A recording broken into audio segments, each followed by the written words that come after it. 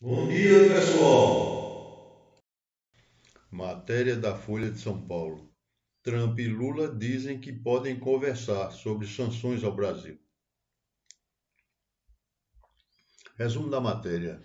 Donald Trump afirmou que o presidente Luiz Inácio Lula da Silva pode ligar para mim quando quiser, abrindo espaço para diálogo sobre a aplicação das sanções comerciais impostas pelos Estados Unidos ao Brasil. A declaração foi dada em resposta a jornalistas nos jardins da Casa Branca, quando foi questionado sobre o recente aumento de tarifas contra produtos brasileiros e criticou a atual liderança no Brasil por ter feito a coisa errada.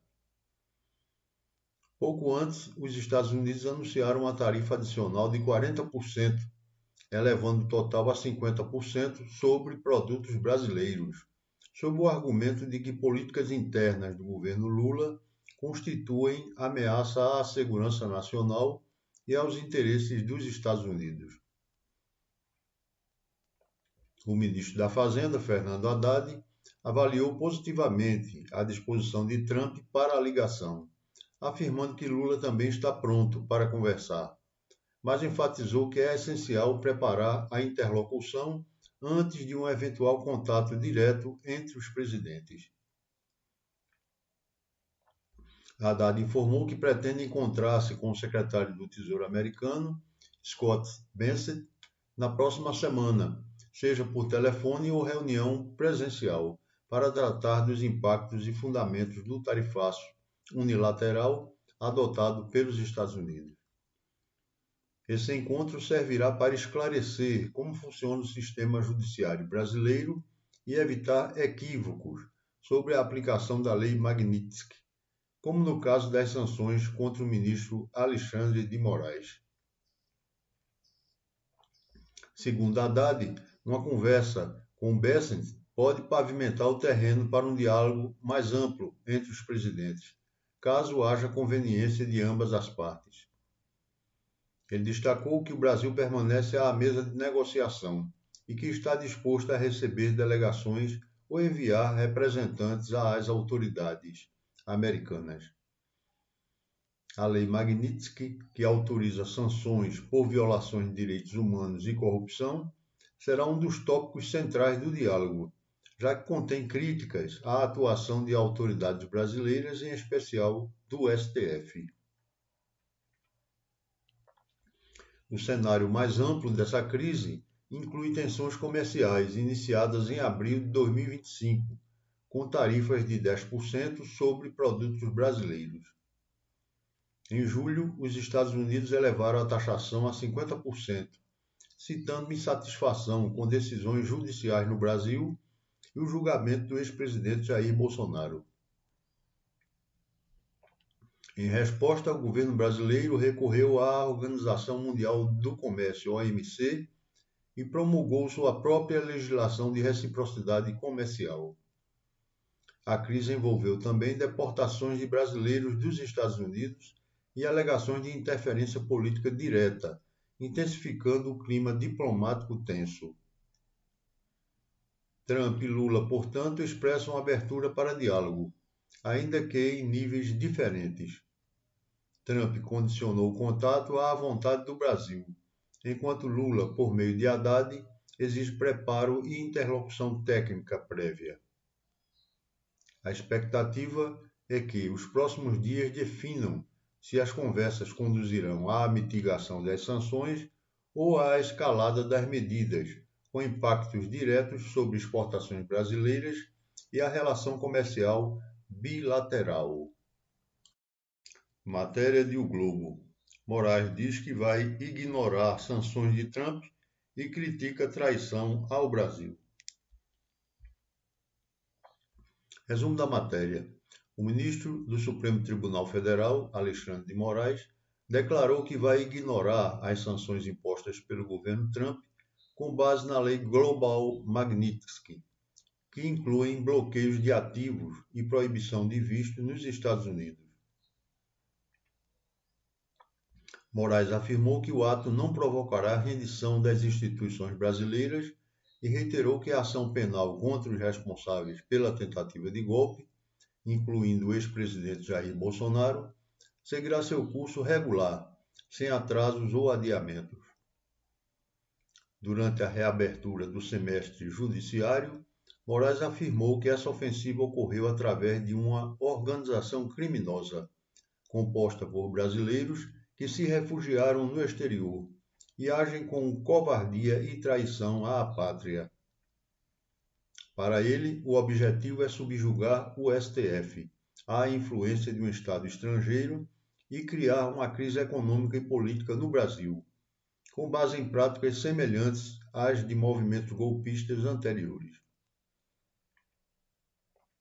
Ele comparou o modus operandi atual ao dos acampamentos e invasões do 8 de janeiro de 2023, dizendo que o golpismo é o mesmo. Segundo Moraes, esses grupos utilizam redes sociais e outros meios para ameaçar ministros do STF, procuradores e seus familiares, com objetivos políticos claros. Ele enfatizou que o Supremo seguirá respeitando o devido processo legal, conduzido de forma colegiada, e que o julgamento das ações penais deverá ser concluído entre setembro e outubro de 2025. Na retomada dos trabalhos no STF, ministros como Luiz Roberto Barroso e Gilmar Mendes manifestaram apoio. Barroso lembrou a independência do judiciário brasileiro e a relevância do tribunal em proteger a democracia após os ataques de janeiro do ano anterior. Já o decano Gilmar Mendes também classificou as ações dos bolsonaristas como traição à soberania nacional.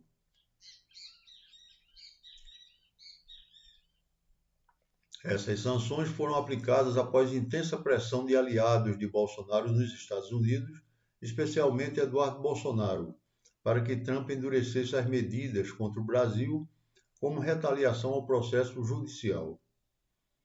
A medida elevou ainda mais as tensões diplomáticas entre os países, em paralelo ao aumento de tarifas de exportação brasileiras para os Estados Unidos.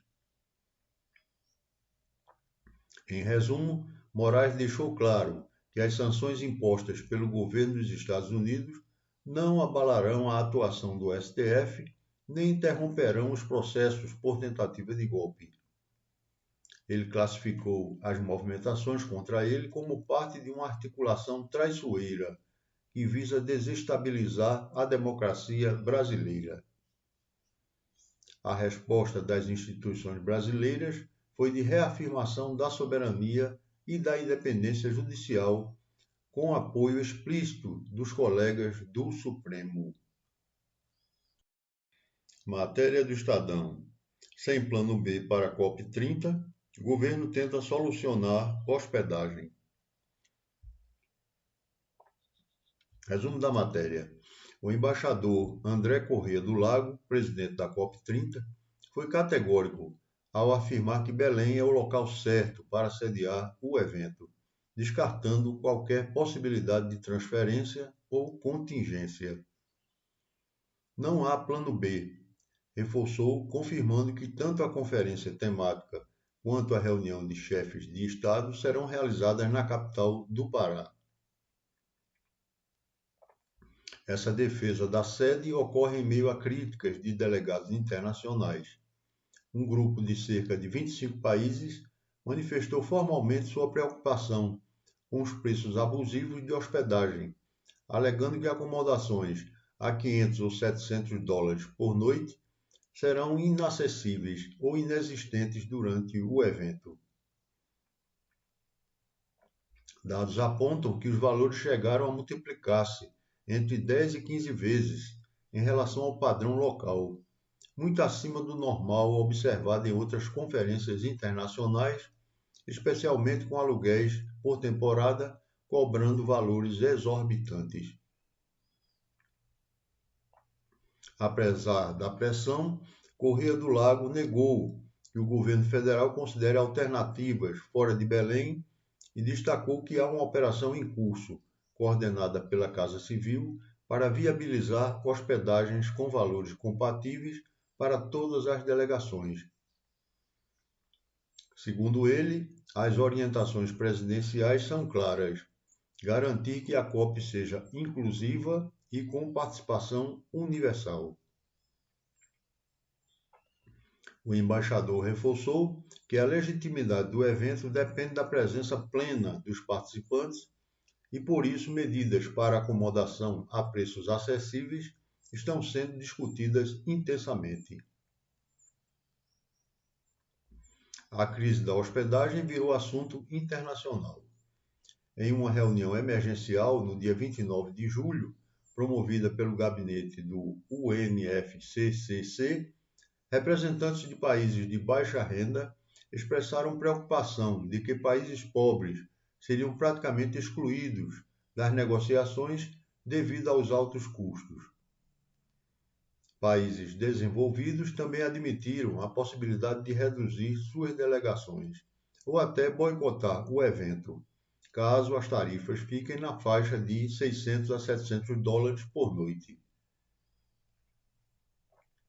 Nessa reunião, o Brasil se comprometeu a apresentar soluções até 11 de agosto, como medida para evitar exclusões ou distorções no acesso ao encontro. Enquanto isso, dados prévios indicam que Belém conta com cerca de 18 mil leitos hoteleiros, mas o Summit poderá reunir cerca de 45 mil participantes. Para ampliar a capacidade, o governo brasileiro já garantiu 2 cruzeiros, que somam cerca de 6 mil leitos extras, além de ofertar vagas com tarifa controlada de até $220 por noite para delegações de países em desenvolvimento, valor que, porém, ainda ultrapassa a diária de subsistência estipulada pela ONU, $149. Enquanto a solução definitiva ainda está em desenvolvimento, o governo do Pará também reforça que, embora regido por leis de mercado, mantém diálogo com setores de hospedagem, imobiliárias e proprietários, para estimular práticas responsáveis e moderar os preços durante a COP30. Em síntese, o governo brasileiro mantém firme seu plano A, sediar a COP30 em Belém, sem alternativas previstas, mesmo diante de críticas crescentes à logística local. Em simultâneo, desenvolve iniciativas emergenciais para enfrentar o dilema da hospedagem cara, equilibrando o desejo de inclusão global com os desafios reais de infraestrutura em uma cidade de porte médio na Amazônia. A pressão internacional, sobretudo de países mais pobres, exige respostas rápidas e concretas até meados de agosto para garantir a participação plena e democrática no evento. Amanhã estaremos aqui com novas notícias para vocês. Curtam, compartilhem e se inscrevam no canal. Até amanhã!